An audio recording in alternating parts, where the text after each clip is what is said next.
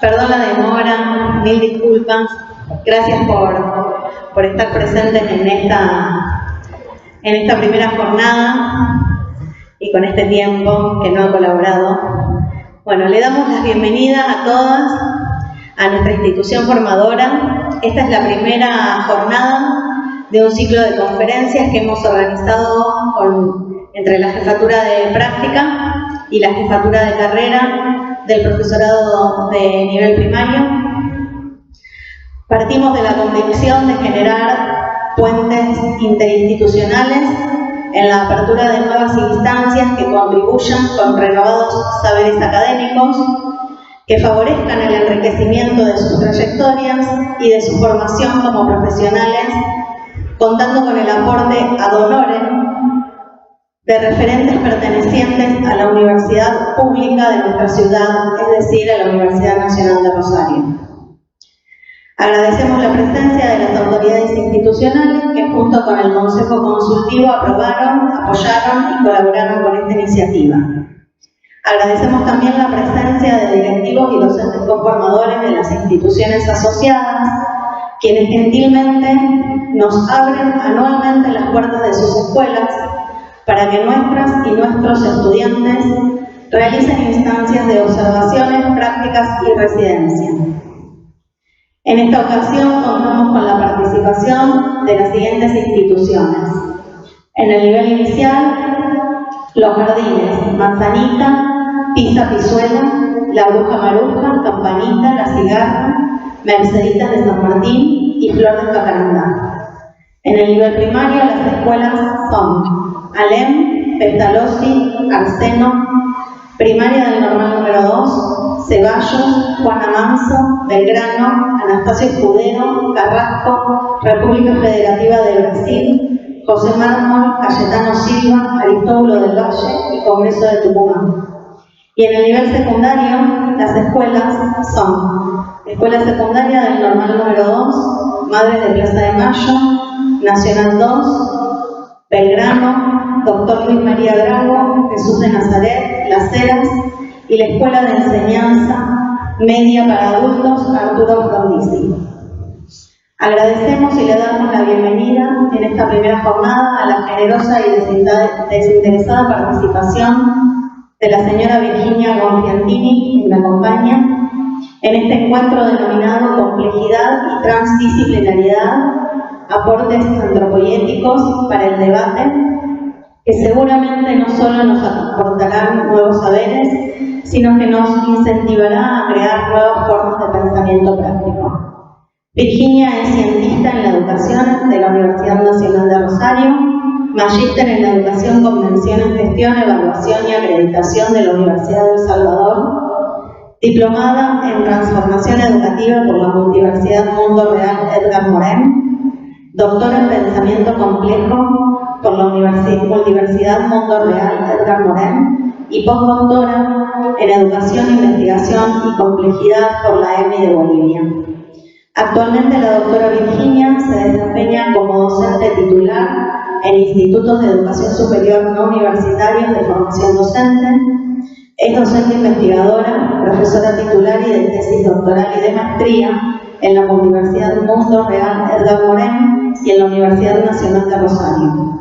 Dirige las diplomaturas de la Facultad de Humanidades y Artes de la UNR y es docente de posgrado y tutora de tesis doctoral en Guatemala, Bolivia y México. A continuación, damos paso a las palabras preliminares que cortésmente envió desde México el doctor Roberto Rivera Pérez, docente de la Universidad Abierta y a Distancia, como preámbulo de esta disertación.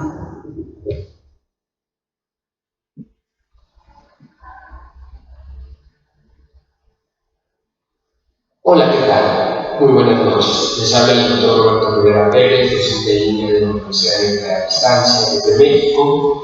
El día de hoy tengo el gusto de saludar a los miembros de la jefatura de práctica y carrera de profesorado de educación primaria de la ciudad de Rosario, Santa Fe, Argentina, también a los estudiantes y profesorados del programa de educación y secundaria en filosofía, y particularmente les comento que yo soy estudioso de las teorías de la complejidad, soy antropólogo de formación, pero también he generado, o más bien soy el constructor del modelo catalizador no lineal para conflictos y problemas sociales de escalada, el cual fue parte de mi proceso postdoctoral que compartí con la doctora Virginia Bonfiantini, con una compañera más amiga y colega, a quien tengo el gusto de presentarla en esta noche, para formar parte del ciclo de conferencias formativas en la Escuela Normal Superior Juan María Gutiérrez. La doctora Virginia Bonfiantini, Virginia para los amigos, es una gran amiga y colega que la conozco desde hace muchos años.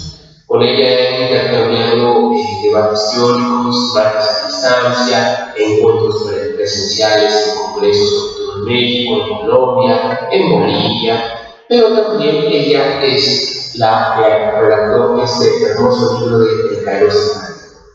El Kairos Educativo representa la formación docente desde la práctica del formador, documento fundamental y central que viene a ser parte de la historia y parte de los debates epistémicos e isomórficos que se tienen que construir en la actualidad entre las ideas de la comunidad, particularmente con el tema de la educación. Entre sus muchos logros que ha tenido, sus manifestaciones epistémicas que ha tenido el Kairos Educativo, ha sido que también ha introducido en años recientes el tema del tiempo, el tema de la transformación de los sujetos investigadores, del sujeto educador, a través de ese proceso histórico, pero sobre todo con el matiz de cómo es que interviene en los planes curriculares y planes profesionales.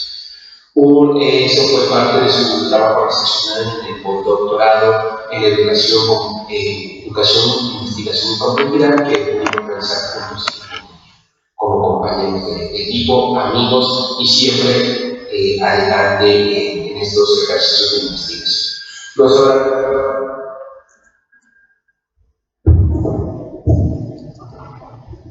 Bueno, buenas noches.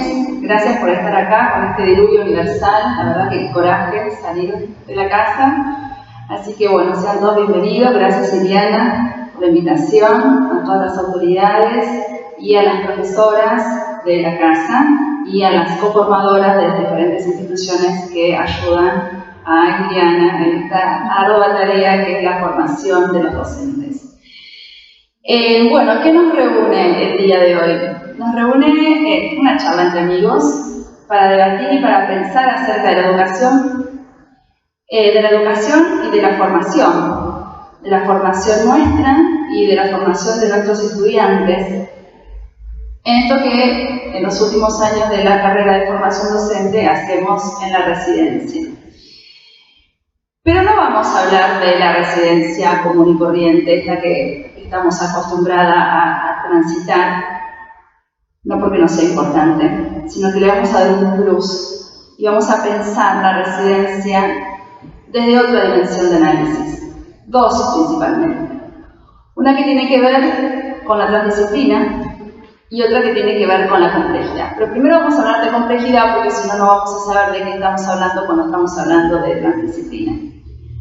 Hace exactamente un mes atrás, el 27 de abril, estábamos acá reunidos también con la misma problemática, pero el auditorio eran los estudiantes de la carrera de filosofía. Por supuesto que no voy a decir lo mismo, porque primero que no me acuerdo que dije aquella vez,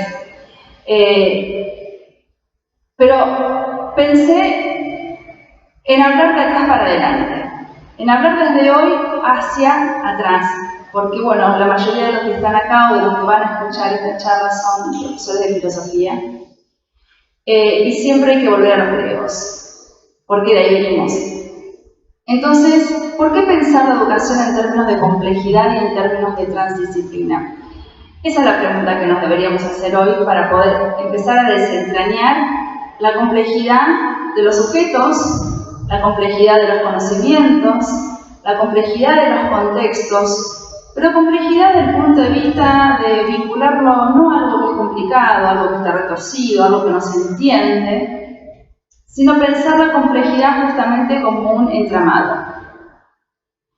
Y los entramados se tejen. Los entramados se tejen en horizontalidad. Y la construcción horizontal de los entramados hace que no haya dos entramados iguales, Si cada uno de ustedes se fija en la ropa que tiene puesta, en la trama de la ropa que tienen puesta, se van a dar cuenta que la trama del compañero de al lado no es igual a la nuestra. Las tramas son singulares, las tramas hablan de entretejidos. Y desde el punto de vista epistémico, justamente esos entretejidos son cosmovisiones. Son cosmovisivos, vamos más allá de lo epistemológico. Porque lo epistemológico hoy nos queda chico, digamos, en términos de coloniales y en términos de las epistemologías del sur o del pensamiento del sur. Tenemos que volver a pensar no desde el punto de vista epistemológico solamente, no desde el punto de vista epistemológico occidental solamente, sino que el pensar tiene que ir más allá. Y ese más allá es cosmovisivo. Y cuando hablamos de cosmovisivo, estamos hablando de totalidades. Estamos hablando no de totalidades universales y cerradas, como la construcción occidental cristiana, sino que estamos hablando de totalidades en términos de hologramático, en términos de conjunción, en términos de nosotros, en términos de comunión. Desde ese lugar estamos hablando de lo cosmovisivo que nos incluye como sujetos, lo cosmovisivo que nos incluye desde el contexto, lo cosmovisivo que nos incluye desde lo epistemológico, lo cosmovisivo que nos incluye como humana condición viviendo en este tiempo y en este espacio. Por eso hay que pensar la educación en coordenadas temporespaciales.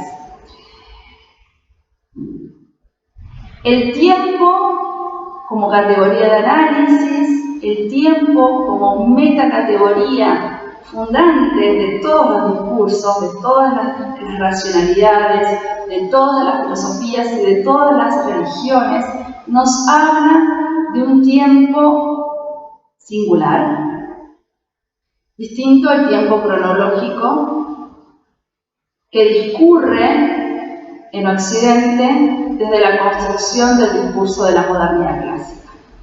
¿Y por qué hablo del tiempo? Hablo del tiempo porque nuestras residentes transitan un tiempo especial, un tiempo propio, un tiempo cairoscópico, como lo llamo yo, un tiempo que les es propio porque resignifican, repiensan, retrabajan, resienten, deconstruyen todo lo que aprendieron en su formación. ¿Para qué? Para llevarlos a un contexto que les es singular y en esa singularidad lo entraman, lo entretejen. ¿Con quién? Con otros sujetos, con sus estudiantes, pero con otros sujetos que también son los formadores y los conformadores. En ese escenario vamos a empezar a pensar hoy la deconstrucción, el repensar, el resignificar nuestra práctica como docentes, la futura práctica de nuestros estudiantes como futuros formadores, pero principalmente entramarlos desde el punto de vista epistémico. Y lo entramamos desde el punto de vista epistémico porque vamos a hablar de transdisciplina.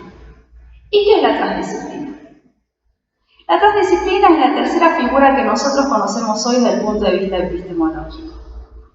Si vamos para atrás, la primera figura epistémica que nosotros conocemos es la disciplina, la segunda figura epistémica que nosotros conocemos es la interdisciplina, y la tercera y última, hasta hoy, mañana no sabemos, la tercera figura epistémica que hoy conocemos es la transdisciplina. ¿Y por qué pensar la educación en términos de transdisciplina? Porque la sociedad es compleja, porque la sociedad se entrama desde diferentes dimensiones y nosotros somos una parte de esas dimensiones de las cuales la sociedad está entramada. Nuestra función como educadores, nuestra función como formadores, entrama una de las dimensiones fundamentales de la complejidad de la educación hoy y de la sociedad hoy. Por lo tanto, esta dimensión es parte integrante de la transdisciplina. Como el prefijo lo dice, trans es lo que está más allá. ¿Más allá de qué? Más allá de lo disciplinar. Más allá de lo que nosotros hemos aprendido con Descartes y su discurso del método desde hace 500 años. ¿Es necesaria la disciplina? Sí, por supuesto, porque si no, no podemos enseñar absolutamente nada. Tampoco podríamos pensar en términos de interdisciplinaridad y en términos de transdisciplinaridad. La transdisciplina hoy nos aporta para pensar la realidad justamente de tres niveles o tres dimensiones fundantes. Entender la realidad o la sociedad desde la complejidad. Entender la realidad desde la inclusión del tercer excluido de la lógica aristotélica. Y entender la sociedad o la realidad hoy justamente desde el entramado de las múltiples dimensiones. ¿Y por qué estamos hoy hablando de transdisciplinaridad? Porque hoy en pleno siglo XXI nosotros estamos preparados para poder pensar transdisciplinariamente. Como se dice por ahí, los tiempos habilitan a las categorías de análisis. Las categorías de análisis son construcciones culturales, epocales y contextuales. Entonces no podríamos haber pensado la transdisciplina en una época que no fuera la nuestra. En realidad se empezó a pensar en la década del 70 del siglo pasado. En toda la década de 1970, desde la física cuántica y desde la termodinámica, un físico que se llama Parashat Nicolescu empieza a hablar de transdisciplina, empieza a pensar el constructo teórico transdisciplinar. ¿Y por qué digo el constructo teórico transdisciplinar? Porque lamentablemente la transdisciplina a nivel práctico no existe. Como tampoco existe a nivel práctico la interdisciplinariedad. Lo que nosotros hacemos en este salón de clase, o lo que nosotros hacemos en una institución educativa, o lo que hace un grupo de personas en cualquier tipo de institución, por ejemplo los médicos cuando nos dicen, bueno, mi equipo transdisciplinario, dice el team leader del grupo de médicos que nos está atendiendo. Bueno, gente, lamentablemente la interdisciplina tampoco funciona a nivel práctico. Entonces, esto es importante porque nosotros estamos formando. Entonces tenemos que ver cuáles son los campos de demarcación de la ciencia, los objetos de estudio de cada ciencia y las construcciones metodológicas de cada ciencia para poder hablar correctamente. ¿Por qué no existe la interdisciplina a nivel práctico? Y acá voy a tratar de parafrasear a García, esposo de Emilia Ferreira, Rolando García, discípulo de Piaget, que con Piaget decían lo siguiente. Si bien Piaget es el dueño del concepto de interdisciplina, Rolando García, en un texto que escribe con Piaget, dice algo así como que no existe persona interdisciplinaria. Los que estamos acá no somos y no hacemos interdisciplina. ¿Podemos hablar de interdisciplina? Sí, por supuesto. Pero no somos una persona en singular. Iliana, Guillermina, Franca, ninguno de los que estamos acá somos interdisciplinarios. Lo mismo podemos decir con la transdisciplina, pero como ellos lo plantean desde el punto de vista de la inter, lo vamos a parafrasear correctamente. Ninguna persona en singular es interdisciplinaria, porque lo que es interdisciplinario es la actividad epistémica y metacognitiva de las comunidades científicas. ¿Por qué? Porque cada disciplina tiene su comunidad científica. ¿Y por qué prácticamente, a nivel de la praxis, a nivel de la práctica, no podemos hablar de interdisciplina? Porque ninguna comunidad científica cede ni objeto ni método a la comunidad de al lado. Hay una cuestión de demarcación de poder epistémico. Entonces, la interdisciplina es bárbara, es genial, a nivel teórico. A nivel práctico, todavía las comunidades científicas, por una cuestión de poder político y por una cuestión de poder económico, cultural, social, no ceden ni objeto ni método. La disciplina, ¿qué es? Es la construcción de un objeto y la construcción de un método, que se construyen con estos tres grandes popes de la modernidad clásica, cada uno desde lo que nos aporta de un lugar específico a la construcción del concepto de disciplina, Con Descartes, en las meditaciones metafísicas y en el discurso del método, se empieza a hablar de disciplinarización del saber, después Foucault habla de la disciplinarización de los cuerpos dóciles. Comenius le aporta la dimensión educativa y Newton le aporta el concepto de método científico. Ese es el concepto de disciplina: objeto y método. Método de las ciencias naturales.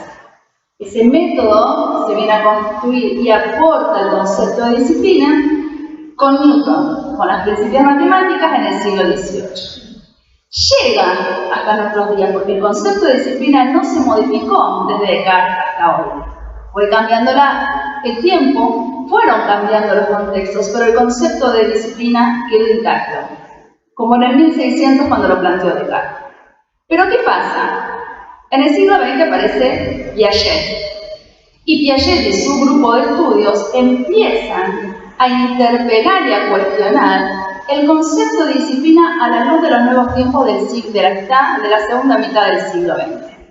Entonces, ¿qué dicen? Que las disciplinas son importantes, sí, por supuesto, pero que en ese momento histórico, en la época de Piaget, no eran suficientes para poder pensar la educación y la formación, porque lo piensa desde la epistemología genética, no lo piensa como biólogo, para la formación de las personas, hablar de disciplina. Entonces proponen el concepto de interdisciplina. Y el concepto de interdisciplina es construcción metodológica. Eso es lo que diferencia la disciplina de la inter. La interdisciplina es construcción metodológica. Por eso no hay personas interdisciplinarias. Hay comunidades científicas, pero no personas interdisciplinarias. Y más venidos a nuestra cercanía, en la década del 70, con todas las revoluciones, con todos los cambios, con todas las cuestiones que pasaron en el siglo XX, rápidamente. Guerras, fundamentalismos, ida a la luna, descubrimientos medicinales, caída del muro de Berlín, tantas cosas que pasaron en el siglo XX. En la década del 70, a partir de la década del 70, se empieza a construir el concepto de transdisciplina. ¿Y por qué se empieza a construir el concepto de transdisciplina en la década del 70? Sabemos que con la caída del muro de Berlín en el 89 se terminó el siglo. Y en la década del 70 ya se estaba pensando el siglo que estaba viniendo, las necesidades epistémicas de este siglo que había sido totalmente turbulento, que habían pasado tantas cosas como no habían pasado en 25 siglos de historia, y necesitamos poder pensar y prepararnos para el siglo XXI. En este siglo XXI nosotros necesitamos pensar transdisciplinariamente. ¿Por qué? Y acá me quiero detener en una cuestión. La mayoría de los que están acá son de filosofía, en mi carrera truncada desde el punto de vista de la formalidad. Primaria e inicial. Y primaria e inicial. Bien, filosofía, primaria e inicial. Me complicaste la existencia ahora. Se me fue el ejemplo, ahora tengo que reestructurar todo lo que estaba pensando. Lo importante de la transdisciplina no solamente son los conceptos de entender la realidad como un sistema complejo, no es solamente entender que para que se plantee la transdisciplina necesitamos considerar todas las dimensiones de análisis. No podemos, nosotros educadores, pensar la educación desde un solo lugar, porque somos sujetos, porque estamos en un contexto y porque conocemos, por lo menos desde 3 lugares, y estos 3 lugares se multiplican en muchas dimensiones. Pero en donde me quiero detener es en la lógica de Aristóteles.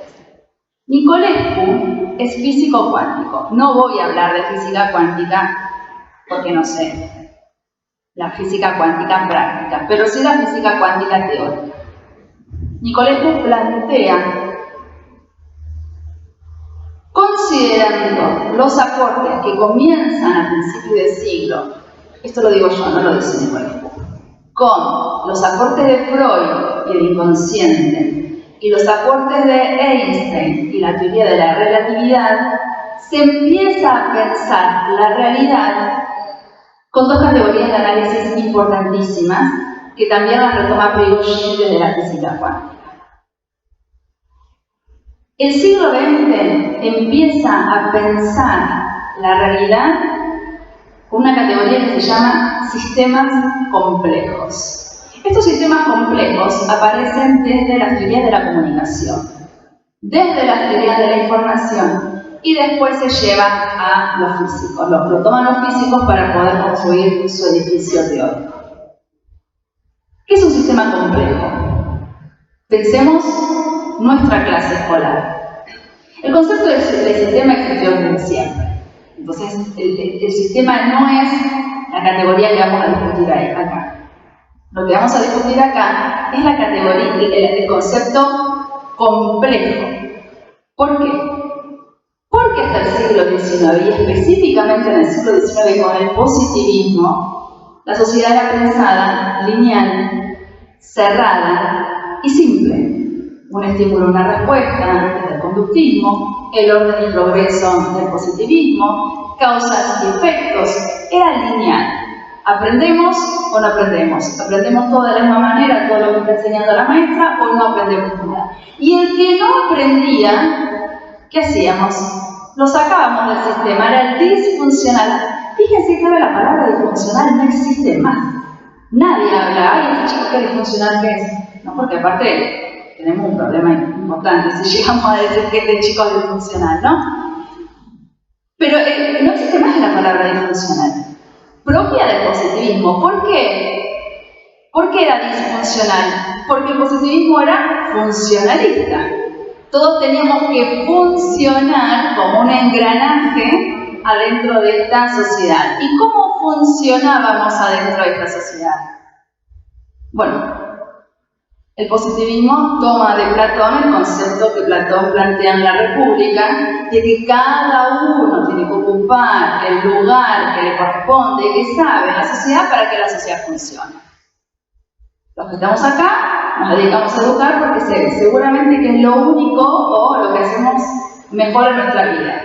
Los que se dedican a otra cosa, como decía Platón, los campesinos se tenían que encargar de suministrarnos el alimento, los soldados se tenían que encargar de defendernos y los filósofos se tienen que encargar de pensar porque es lo único que saben hacer. Bueno, los positivistas toman ese modelo de la República de Platón y entonces construyen este modelo positivista desde esa concepción funcional del sistema. Por eso hablamos de funcionalistas o de disfuncionales. Aparte, la sociedad moderna, la racionalidad moderna, surge en el siglo, en realidad surge mucho antes que el siglo XIX, ¿no? Pero a partir del siglo XV que empezamos a construir el discurso de la modernidad clásica. Esta modernidad clásica, todo su dispositivo social, político, económico, la cronometrización del tiempo y las instituciones surgen para controlar la conducta. Y esa conducta que no se controla es disfuncional al sistema y también crea instituciones para que vuelvan a reintroducir, a controlar la conducta correcta para volverlos a ubicar dentro de la sociedad.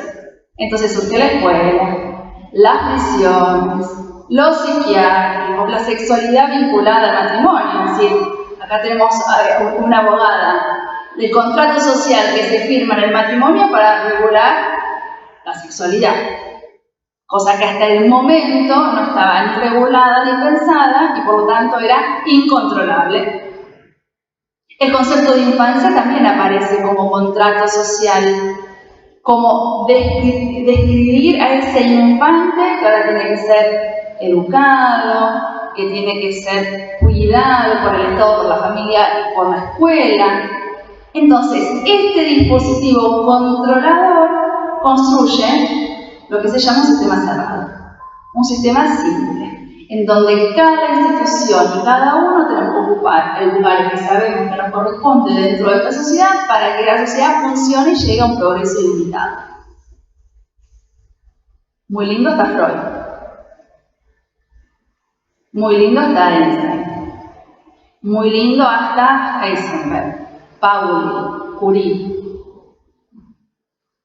Físicos, matemáticos y Freud desde el psicoanálisis que empiezan a pensar con categorías disruptivas, con categorías que empiezan a cuestionar el horizonte heredado de la modernidad clásica. Y esas categorías no pueden ser controladas con las lógicas del funcionalismo y de las instituciones de la modernidad clásica, porque empezamos a hablar de caos, empezamos a hablar de inconsciente, empezamos a hablar de lo indeterminado, empezamos a hablar de fractales, empezamos a hablar de el juego. Todas categorías de análisis que no se pueden pensar desde la funcionalidad de un sistema, porque justamente lo que hacen es venir a disrumpir ese sistema. Entonces surge el concepto de sistemas complejos. La complejidad no viene a adjetivar el concepto de sistemas. La complejidad es una categoría constitutiva que le da fuerza epistémica a ese sistema, porque lo que plantea es que la sociedad sigue estando construida por subsistemas. De eso no se duda. Seguimos pensando y seguimos construyendo y seguimos habitando instituciones. Y tratamos de hacer dentro de la sociedad lo que mejor hacemos. Pero ¿qué pasa? El concepto de complejidad, que no adjetiva, sino que construye sistemas dentro del concepto de sistemas complejos, está referido a que para entender la sociedad, los subsistemas que constituyen al sistema, valga la redundancia, no se pueden explicar unidireccionalmente o linealmente, estímulo-respuesta, sino que se tiene que empezar a pensar desde lógicas no lineales. Bueno, tardamos 70 años y ahí los físicos cuánticos empezaron a pensar desde las lógicas no lineales. Y aparece otra categoría interesantísima, que es la categoría de bifurcación y la categoría de sistemas alejados del equilibrio. Estos sistemas alejados del equilibrio, pensémoslo nosotros con nuestros estudiantes, porque yo lo llevo a nivel de la clase escolar, esa clase escolar de Comenio del siglo XVII, que estaba controlada por un concepto de sistema simple, pero que ahora tenemos que pensar con un concepto de sistema complejo. ¿Cuáles son las lógicas no lineales? Son lógicas singulares, son lógicas que, lejos de desorganizar el sistema, como pensaba Aristóteles, y por eso se excluyeron desde el siglo III hasta nuestros días, durante toda la historia de la humanidad, por lo menos en Occidente, esas lógicas no lineales generan nuevas lógicas discursivas. Y ahí viene el concepto de la multidimensionalidad y multireferencialidad, que son constitutivas del concepto de transdisciplina. O sea, leer a Nicolescu es bastante difícil, es muy difícil. Leerlo a Morán desde el punto de vista de la complejidad, que también habla de transdisciplina, también es difícil. Pero fíjense qué fácil que lo estamos pensando. Nosotros estamos todos los días en el salón de clases. ¿Qué hacemos todos los días en el salón de clases? Tratamos de enseñar. Tratamos de transmitir un conocimiento. Tratamos, ojo, esperen que me voy a detener un segundo. Es importante el concepto de transmitir, porque dependiendo desde qué epistemología nosotros estemos hablando de la transmisión, podemos hablar de una transmisión conductista o podemos hablar de una transmisión que construye. Pero yo les voy a decir lo que me dijo hace muchísimos años mi director de tesis, que es un filósofo cubano, mi director de tesis de doctorado. Virginia, la educación siempre es transmisiva. Yo me quedé dura cuando me dijo eso. Y él era filósofo y yo se supone que era educadora. Entonces yo me fui enojada. Porque digo, ¿por qué se le ocurrió a él y no se me ocurrió a mí? Entonces, yo sabía que era transmisiva, pero él no me dijo nada más, al estilo socrático. Y yo me fui más enojada todavía. Y me quedé rumiando. Y volví al día siguiente. Tenés razón, pero yo te voy a argumentar un poquito más. No solamente que es transmisiva, sino que es compleja. Y le vomité todo lo que yo había pensado durante la noche, y ahí empezamos a construir este concepto de la transmisión. La transmisión puede ser conductista, como nosotros hemos aprendido, como nosotros a lo mejor nos hemos formado. Y piensen, somos más o menos todas de la misma edad, un par de años más, un par de años menos. Nosotros hemos aprendido conductistamente. Y no pasaron 800 años. Pasaron 10, 20, 30 años. Entonces, ¿cómo repensar esa transmisión conductista con la cual nosotros hemos sido formados en toda nuestra escolaridad? Esperemos que no en los profesorados de la universidad, pero que las hay como las brujas, ¿no? ¿Cómo tenemos que volver a pensar y volver a llenar de contenido la transmisión desde el punto de vista de la construcción? ¿Y cómo se construye? Se construye desde la alteridad, se construye desde la diversidad, se construye desde la diversidad dimensional también, las diferentes dimensiones que constituyen esa construcción. Y se construye, como decía Hassum, un psicoanalista egipcio, él construye un concepto que se llama transmisión lograda. La transmisión lograda es el margen de libertad que nosotros le otorgamos al otro para que pueda transmitir distinto. La transmisión lograda es el margen de libertad que nosotros le otorgamos en la discursividad y en la oralidad al otro para que pueda transmitir distinto. Y él llega a ese concepto porque él trabajaba en consultorio en París y trabajaba con los migrantes. Entonces, en el relato de la mismidad, de la atrocidad, de la migración y de lo que habían padecido, la cura estaba en la transmisión de lo mismo, pero resignificado en primera persona del hablante. Entonces yo creo que este concepto de transmisión lograda nosotros lo tenemos que llevarlo a nuestras clases para ver desde, primero, si nosotros damos margen de libertad para que el otro diga distinto. Pero antes de eso, pensar si nosotros otorgamos espacios de pregunta, de diálogo, de interpelación. ¿Cómo nosotros construimos con nuestros estudiantes procesos metacognitivos para que en esa transmisión se diga distinto? Porque el problema que tenemos hoy es que seguimos enseñando solamente y mayoritariamente contenidos disciplinares. Y no estamos enseñando estos procesos metacognitivos que hoy necesitamos para vivir en pleno siglo XXI. No estoy diciendo que el contenido no sirve, no es suficiente hoy. ¿Qué espacio habilitamos para la pregunta? ¿Cómo enseñamos la argumentación? ¿Cómo enseñamos el escrutinio crítico? ¿Cómo enseñamos la ética? ¿Cómo enseñamos desde el conflicto? ¿Cómo interpelamos? ¿Planteamos escenarios de duda, de asombro, de perplejidad? El tercero incluido de la transdisciplina es, en términos de Nicolescu y en términos de Morán, es tratar de incluir, porque estamos pensando en sistemas complejos, es tratar de incluir lo que Aristóteles en el siglo III a.C. incluyó porque no lo podía pensar. Porque pensaba en conceptos de sistemas cerrados, y está bien, porque estábamos en el menos 3 a.C. Mucho dijo Aristóteles. Miren si mucho habrá dicho que lo seguimos teniendo abajo del brazo. No podemos pensar nuestra vida, no podemos pensar nuestro conocimiento en términos que no sean aristotélicos.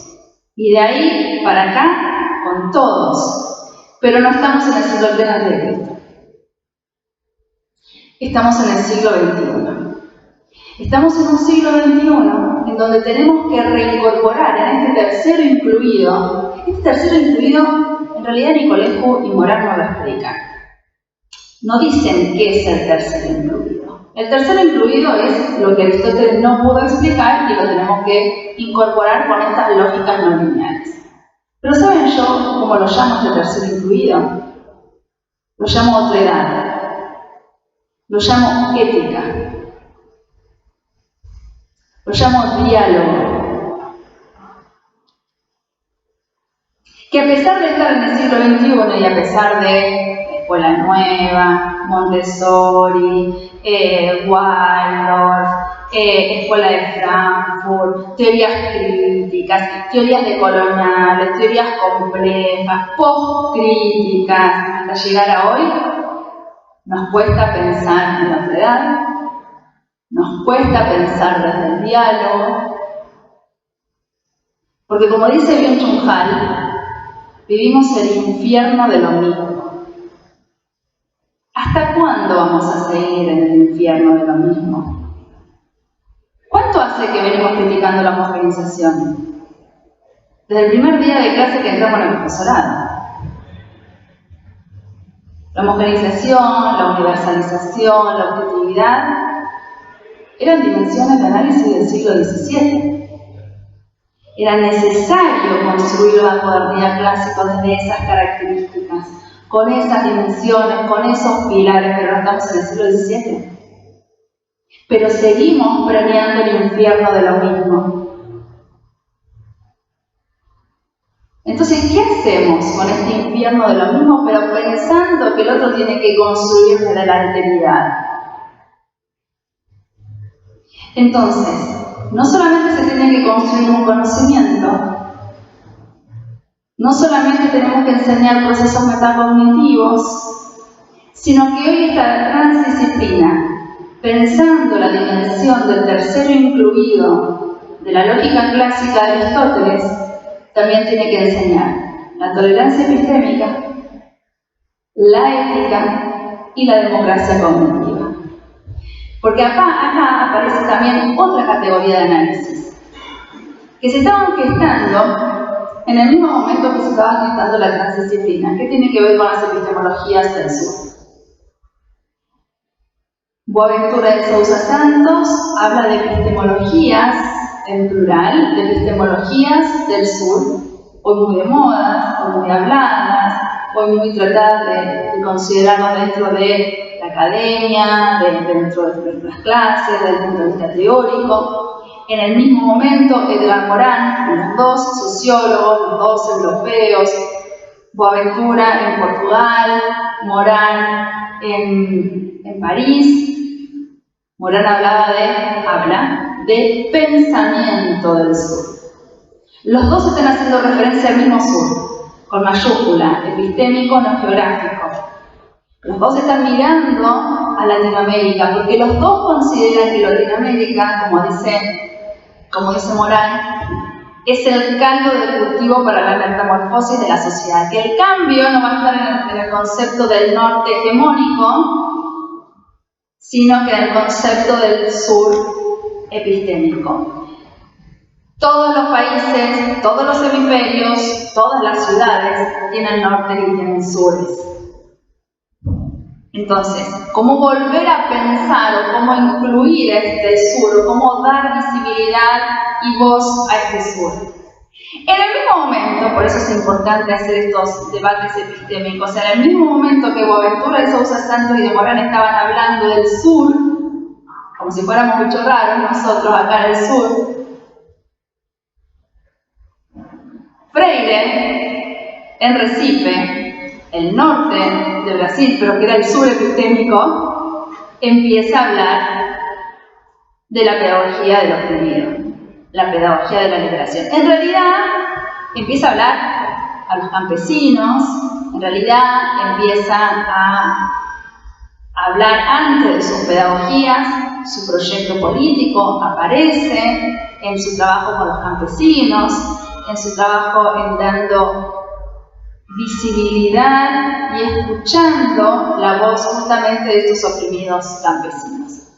Geográficamente Recife está en el norte, en el noreste de Brasil, es la zona más pobre de Brasil, entonces estamos hablando de un sur epistémico.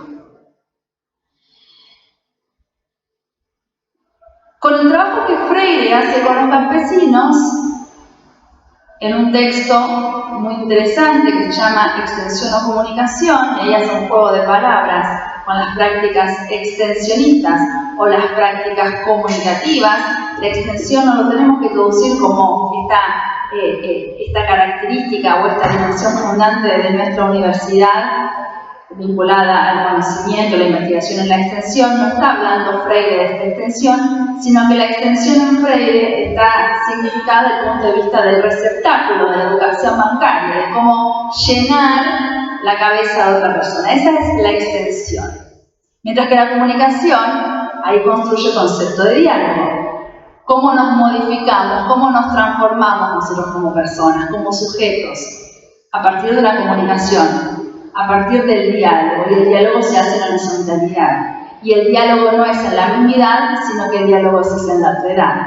Y acá aparece de nuevo un concepto clásico de la antropología del siglo XIX, que es el concepto del otro. Pero resignificado a la luz de Latinoamérica y resignificado a la luz de este otro, no como el malvado, no como el que me va a venir a ocupar mi puesto de trabajo, el que me va a venir a sacar mi casa, producto de las migraciones, que ese otro era depositario de todos los males en la década del 90 y al principio del año 2000, producto de las migraciones. No estamos hablando de ese otro, sino que estamos hablando del otro de la alteridad, del otro deseante que se construye en función de mi relación dialógica. Nos transformamos y nos reconstituimos en función del diálogo fundante justamente en esta otredad.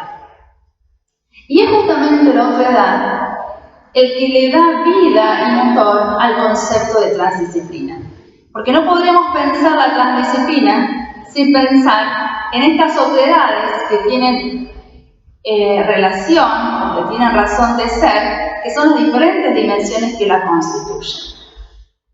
Entonces, miren la riqueza del concepto de transdisciplina y pensemos si esto nosotros lo podemos llevar a las clases escolares todos los días.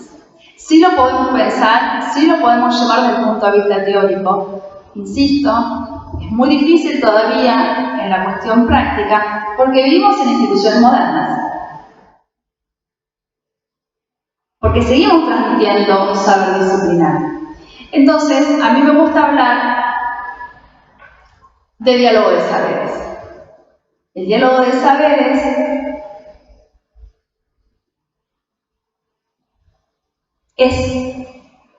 no es más fácil, pero es más factible. Cuando nosotros hablamos de diálogos de debates, cuando nosotros hablamos, por ejemplo, de religión comparada, historia comparada, cuando nosotros podemos hacer comparaciones, cuando podemos hacer analogías, cuando podemos pensar nuestra relación con el conocimiento desde un lugar distinto, ahí podemos hablar de diálogos de saberes. Diálogos en plural y saberes en plural. Porque no transmitimos un único conocimiento hoy, y ahí vienen los aportes de las epistemologías del sur. Sería muy ingenuo, perverso y bastante complicado pensar hoy que el único saber o el único conocimiento válido es el occidental y cristiano. Por eso hablamos de saberes. Y porque al hablar de diálogos en plural y de saberes en plural, y acá aparece el término de complejidad, cada uno cuando se plantean los diálogos de saberes, cada constructor de ese diálogo de saberes lo plantea desde la singularidad. Y acá me parece una categoría importantísima que no le tenemos que tener miedo, que es el concepto de lo singular. Recuperemos la categoría de no somos todos iguales. No somos todos iguales. Entonces, la singularidad es fundante en nuestra actividad pedagógica. Pero seguimos haciendo una única evaluación y una única planificación.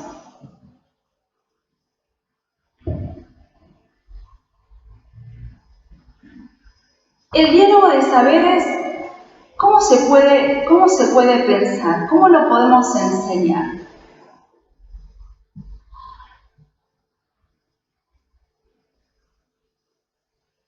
El diálogo de saberes, más que un contenido, es una posición epistémica con respecto al conocimiento. Si estamos acá en Rosario, vamos a hacer un ejemplo.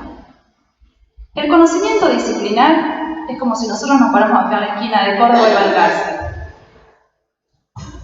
¿Qué vemos? Vemos 2 calles y 4 esquinas. A lo sumo veremos hasta la calle Moreno y a lo sumo veremos hasta Oroño, pero no veo más que eso. Veo una fragmentación de la cuadrícula de Rosario.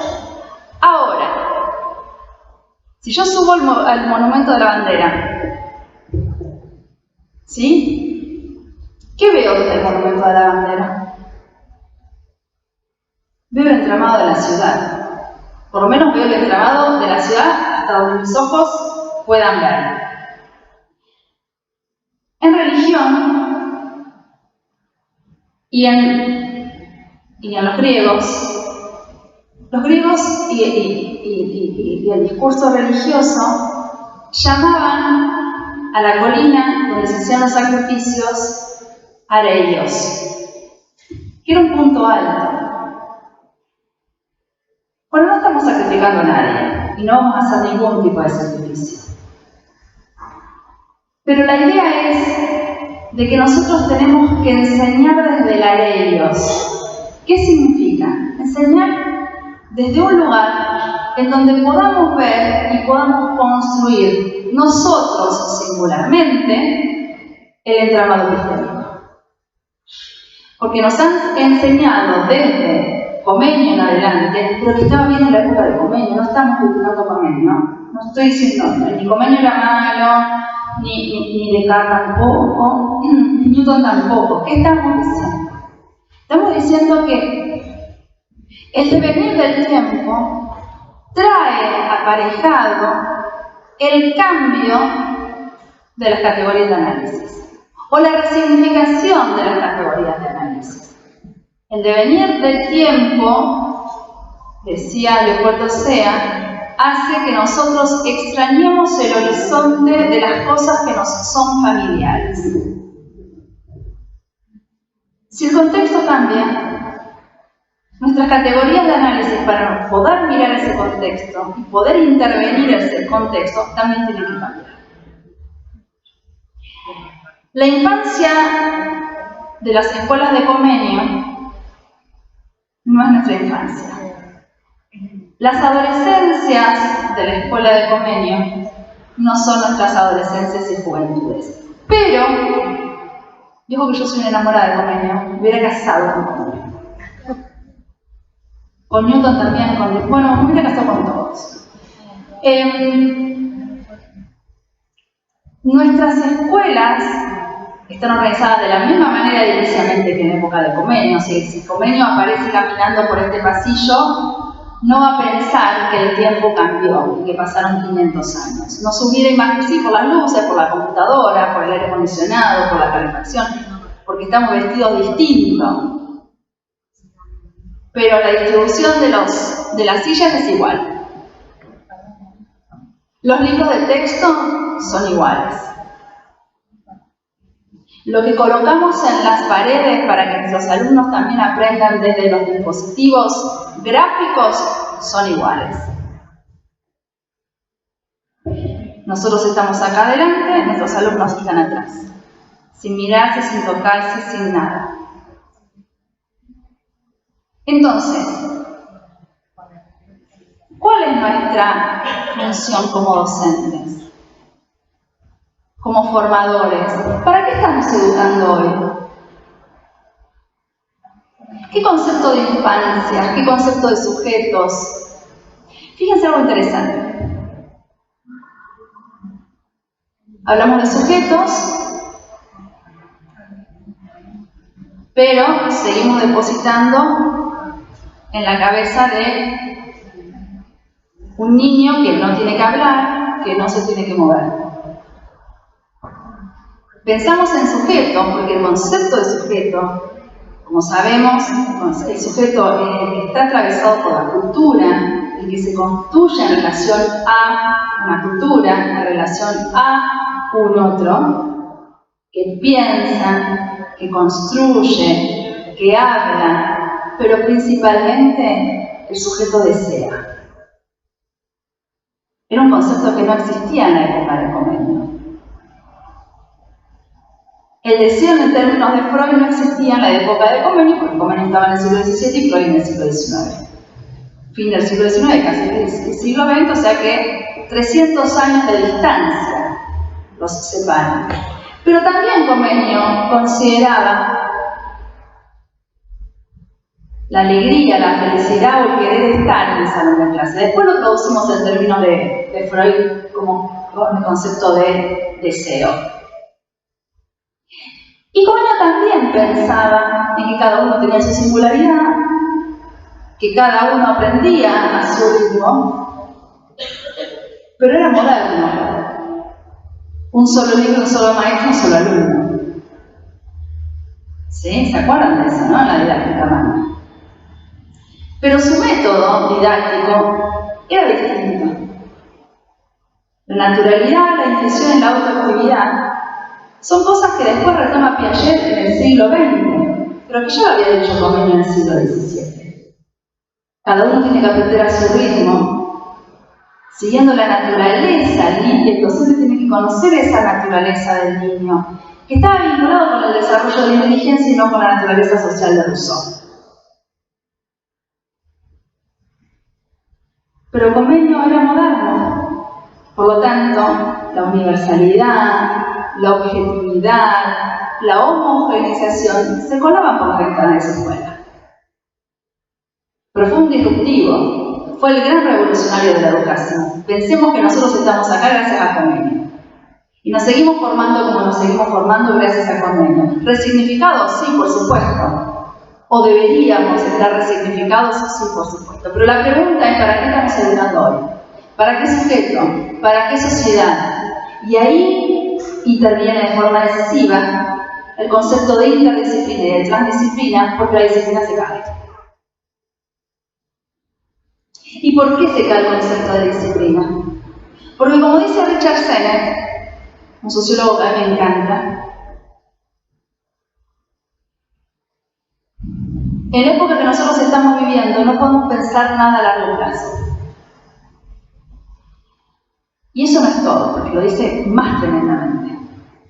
No podemos pensar en el pronombre nosotros. Yo me caso, como si yo me fuera a casar sola.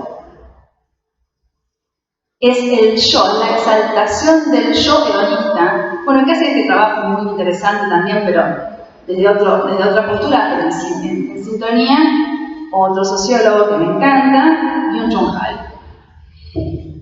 Esta cuestión de la mismidad, esta cuestión del yo hedónico, esta cuestión de, como digo yo, el yo caníbal, que saca lo peor de uno en esta época moderna, líquida, posmoderna, tardomoderna, bueno, el calificativo que querramos llamarlo, ¿no? Esta imposibilidad de pensar a largo plazo y esta imposibilidad de pensar en un nosotros. Si estamos imposibilitados a pensar a largo plazo y si estamos imposibilitados de pensar en nosotros, ¿qué hacemos en el salón de clases? Si el salón de clases está constituido por muchos nosotros, por muchas sociedades que construyen diferentes nosotros. Y que la institución escuela es hoy, la única institución pensada a largo plazo en una sociedad que es instantánea. No hay otra institución de las modernas que hemos nombrado antes, la familia, el Estado. No hay otra institución moderna que hoy esté pensada, no hay ninguna institución moderna que tenga un proyecto a largo plazo hoy que no sea la escuela. Con todas sus crisis, con todas las cuestiones problemáticas que tenemos, que sobrevivimos como podamos sobrevivir, pero es la única que está pensada a largo plazo. Por lo tanto, si la escuela está pensada a largo plazo en una sociedad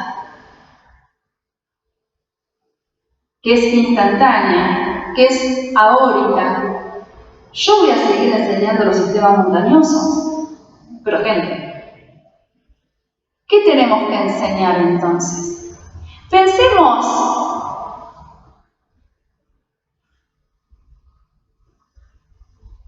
a ver, fantaseemos que no estamos viviendo en la sociedad que estamos viviendo y que nuestros niños y nuestros adolescentes transitan la escolaridad en tiempo y en forma.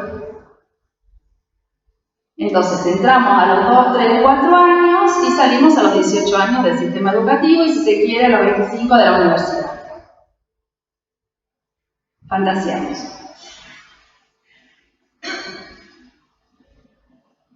Estamos 25 años dentro de una escuela, incluida la universidad, aprendiendo contenidos.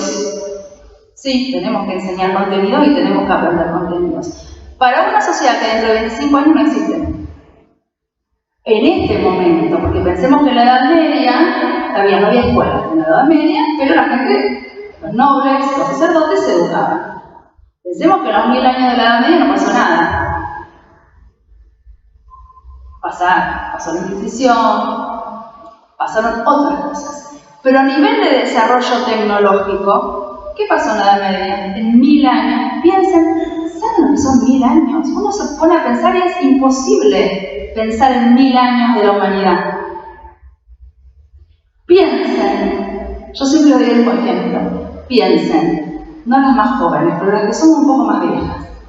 ¿Qué contenidos que nosotros hemos aprendido en nuestra escuela primaria y en nuestra escuela secundaria no existe más en la faz de la Tierra como contenido escolar?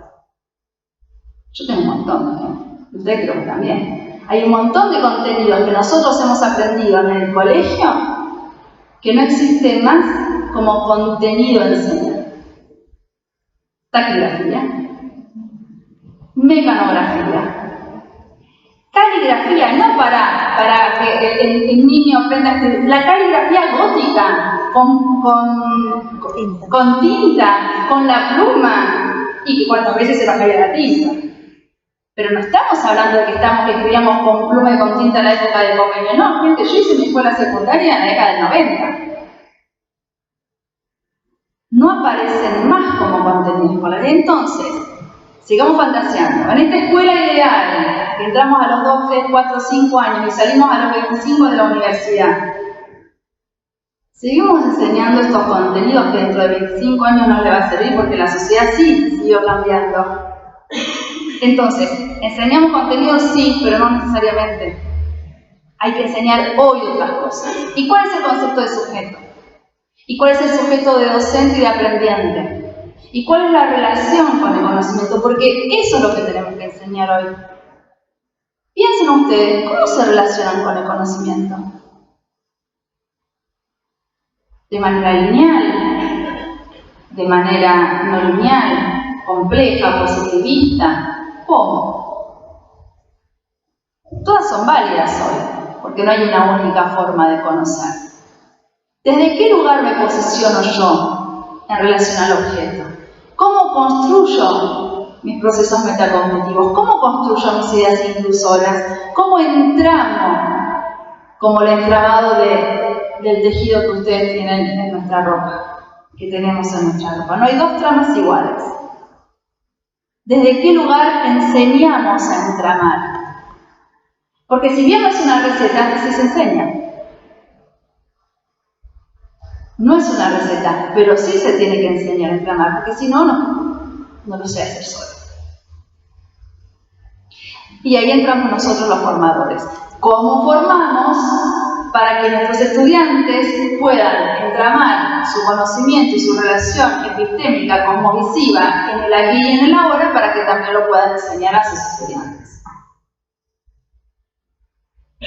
Entonces, no es un proceso dialéctico, sino que es un proceso dialógico.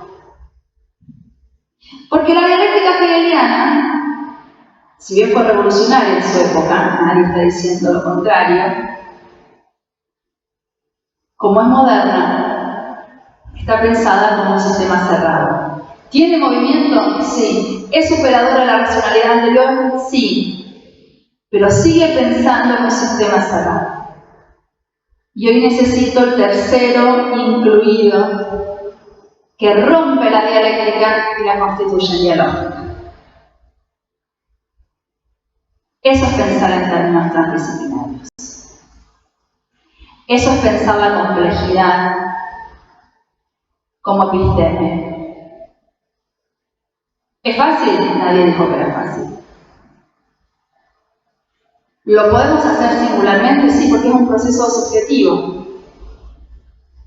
Es tan sencillo y tan difícil que es pensar en poner en palabras cómo conozco y tratar de enseñarlo, insisto, no como receta, sino como proceso metacognitivo.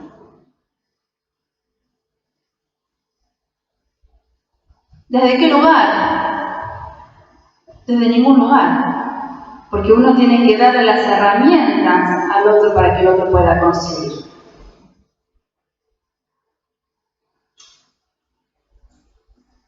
Y acá aparece Vygotsky.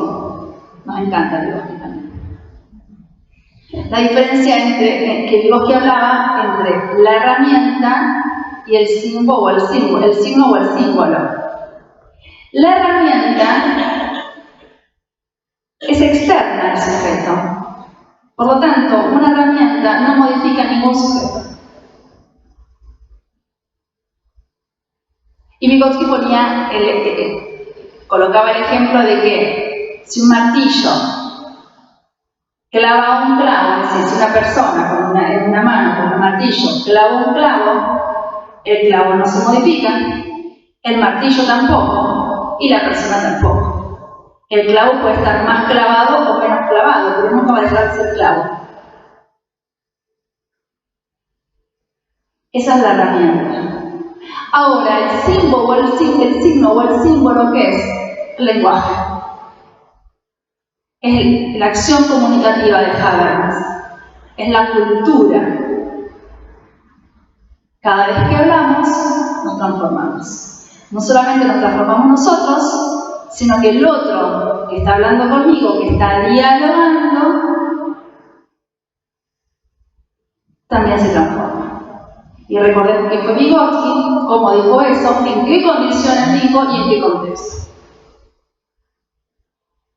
No era fácil ser Vygotsky en la época que era Vygotsky, preso como estaba en la Rusia comunista, hablando de diálogo, hablando de transformación, hablando de lenguaje y de cultura, hablando de modificación de ese lenguaje, esa cultura, y hablamos de sujetos. Era impensable poder hablar de sujetos en esa época, porque éramos personas, no éramos sujetos. Entonces, ¿desde qué lugar nos posicionamos como formadores y conformadores? ¿Qué educación? ¿Para qué contexto? ¿Cuáles son los contenidos? ¿Cuáles son los procesos metacognitivos? ¿A qué le vamos a llamar nosotros? ¿O cómo vamos a construir esta dimensión tan significativa de Nicolescu, que es el tercero incluido? ¿A qué vamos a llamar nosotros como formadores y conformadores a este tercero incluido? Yo muchas veces lo llamo ética. Yo muchas veces lo llamo alteridad. Yo muchas veces lo llamo transformación, dependiendo de qué esté hablando, qué esté analizando, qué esté investigando. Lo dejamos abierto, porque esto ustedes le tienen que llenar ustedes de contenido. ¿Cuál es ese tercero incluido que desde Aristóteles hasta hoy siempre se incluyó? Porque no lo podía pensar, porque me molestaba. En realidad a Aristóteles le molestaba ese tercero incluido, por eso lo excluye. ¿Qué es eso que nos molestó? que no pudimos pensar, que nuestra racionalidad epocal no nos permitía poder incorporar. Bueno, estamos en una época en donde se permite un montón de cosas. Bueno, permitámonos incluir este tercero y hagan el ejercicio cada uno de cómo llamar a este tercero. Recetas ninguna, reflexiones todas. La invitación es a pensar. La invitación es pensar la educación. La invitación es pensar cómo me relaciono con el conocimiento. La invitación es a pensar cómo resignificar nuestras prácticas. ¿Desde qué lugar vamos a pensar la epistemología de la práctica?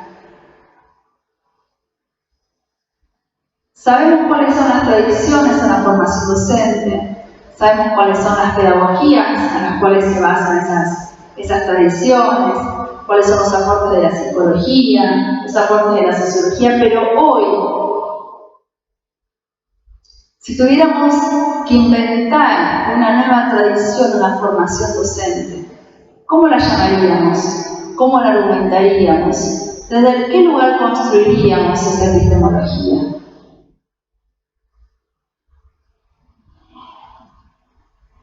Teniendo en cuenta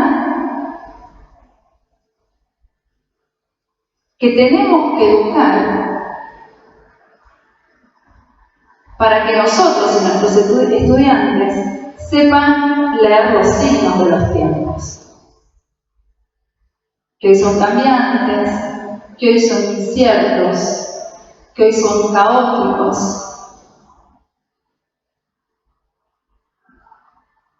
Pero no por eso vamos a dejar de pensar. Y no por eso vamos a dejar de enseñarnos. Pero para enseñar, antes lo tengo que aprender yo. Porque no puedo enseñar nada que yo no sepa. Yo no puedo enseñar a cocinar porque yo no sé cocinar. Tampoco me esfuerzo, tampoco lo pienso y tampoco me interesa. No lo puedo. Entonces en ese sentido soy muy platónica, muy kantiana. Uno tiene que enseñar lo que sabe. ¿Desde qué lugar? ¿Cómo propiciar espacios de formación? ¿Cómo propiciar espacios de reflexividad? ¿Cómo propiciar espacios de encuentros? ¿Cómo seguir formándonos?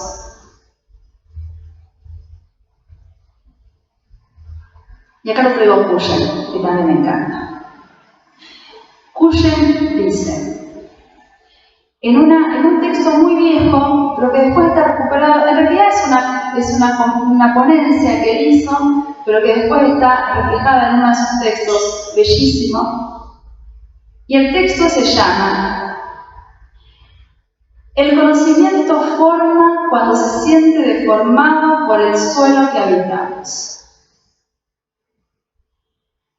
Bueno, la interpelación es que nosotros tenemos que deformar el suelo de nuestros estudiantes.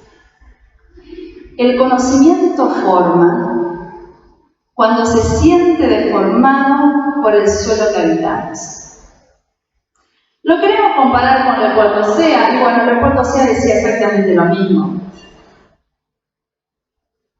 El conocimiento avanza no en términos evolutivos, sino en términos de construcción, cuando el horizonte de las cosas que nos eran familiares se nos vuelven extrañas. Entonces, entre la extrañeza del horizonte y la deformación del suelo, nosotros tenemos que enseñar. Nosotros tenemos que aprender y nosotros tenemos que conocer. Fíjense qué lindo. Entre el suelo, entre la extrañeza del horizonte y la deformación del suelo, nosotros tenemos que enseñar. Tenemos que enseñar y tenemos que aprender. Porque también ahora sería ingenuo pensar que el único que sabe es el docente y el que no sabe sigue siendo el alumno. Entonces no hablamos de docentes y de alumnos, sino que hablamos de sujetos pedagógicos, porque los dos sabemos cosas distintas. Por lo tanto, los dos enseñamos y los dos aprendemos. Pero se lo voy a dificultar más. Hoy no solamente hablamos de sujetos pedagógicos, desde las corrientes pedagógicas, sino que desde la epistemología compleja yo hablo de homos. Bueno, porque venimos desde el Australopithecus. Desde el Australopithecus hasta hoy tenemos muchos, bien diversos, bien distintos. Entonces nos quedamos en el Homo sapiens, pero quedó viejo el Homo sapiens, no existe más el Homo sapiens. Pasamos del Homo sapiens sapiens, el Homo sapiens sapiens también quedó viejo. Y después tenemos un montón de variedades de homos. El Homo economicus, el Homo ludens, el Homo demens. Bueno, hay una variedad de homos en función del sociólogo y del filósofo que lo esté estudiando. Con Roberto estudiamos el postdoc juntos y fuimos compañeros de trabajo de la Universidad de México. Él es mexicano, yo soy argentina. Entonces, en mi postdoc no solamente trabajo el concepto de tiempo y propongo un concepto de tiempo nuevo en la educación, sino que propongo desde la epistemología compleja el concepto de homos reflexus. ¿Y desde qué lugar lo lleno de contenido? Y bueno, lo lleno de contenido de Freire, por supuesto. Desde Morán, por supuesto, Nicolescu, todos los complejos, todos los termodinámicos que aportan a la complejidad. Pero volvemos al ágora ateniense. Volvamos a los confines del inicio, a los confines de la historia, y vayamos al ágora ateniense. ¿Quién podía estar en el ágora ateniense? El ciudadano. No lo tomo en términos racistas de ese ciudadano. Tomo el ágora en el concepto de que justamente en el ágora la única actividad que se realizaba era pensar. En el ágora se discutía la democracia ateniense, se discutía la libertad ateniense, se discutía lo que pasaba en esa democracia ateniense. Obviamente que el concepto de democracia también es una construcción y el concepto de democracia ateniense no es el concepto de democracia de hoy. Y ahí lo volvemos a tomar a Aristóteles diciendo que Aristóteles decía en su metafísica que el ser se entiende de muchas maneras. Bueno, la democracia también se entiende de muchas maneras en función de que todos los países democráticos del planeta Tierra no tenemos la misma democracia y no entendemos a la democracia de la misma manera. Entonces, en el ágora ateniense, ¿qué se planteaba? Se planteaba y se discutían los problemas de la democracia ateniense. Pero ¿quiénes iban a esa ágora? Los filósofos, los que pensaban. ¿Y por qué iban? Porque no tenían que hacer otra cosa, acordarse de la República de Platón. Lo único que tenían, la única función en su vida era pensar. Pero para pensar hay que tener tiempo. Y el tiempo es reflexivo. El tiempo nos hace reflexionar. Y ahí lo tomo también, este tiempo de la reflexividad, que es el título del último libro, el tiempo como reflexividad, lo tomo a Byung-Chul Han. Vayan a leer a Byung-Chul Han, seguramente lo leen, pero vayan a leer todo lo que de Byung-Chul Han. Desde el lugar de este espacio y este tiempo de reflexividad se logra primero pensando, pero la reflexividad nos ayuda, eso lo digo yo, no lo dice Byung-Chul Han, ahí lo cito, a poder sentirle el aroma al tiempo. Solamente cuando nosotros nos paramos en este vertiginoso mundo, podemos reflexionar. ¿Y por qué nadie reflexiona? Porque el mundo no para. Al ser tan rápido, no podemos pensar. Entonces la escuela tiene que ser ese espacio que pare para reflexionar.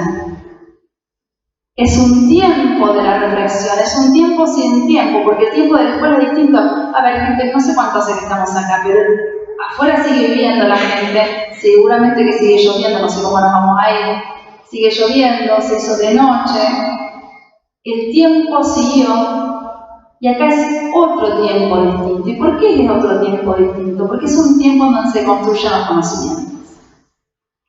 Es un tiempo que tiene que estar pensado para reflexionar.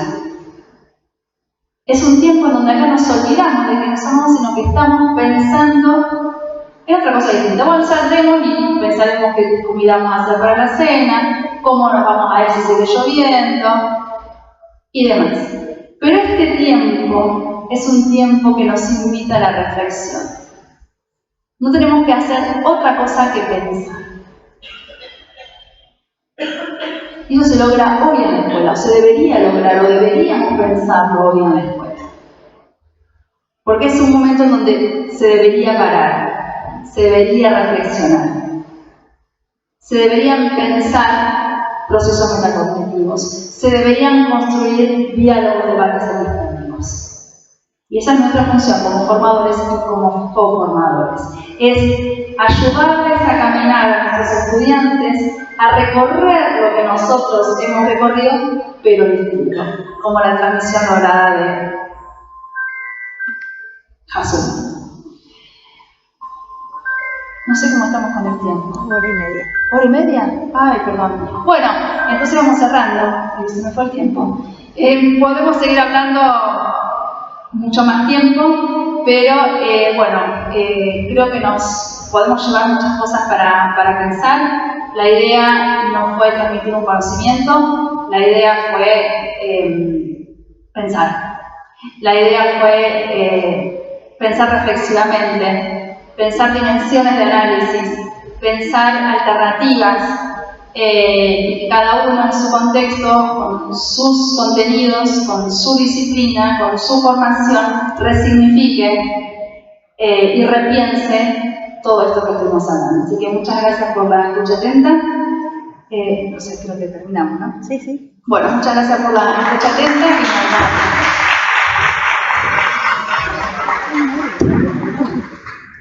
Bueno, muchísimas gracias a todos por venir. Como les dije al principio, con este tiempo que nos ayudó, que nos colaboró, y también en esta vorágine que nos lleva la práctica diaria, con este contexto tan complejo, con un proyecto que está dando más traspiés que soluciones, pensemos también porque cada vez más se complejiza nuestra práctica diaria a partir de estos proyectos. Gracias.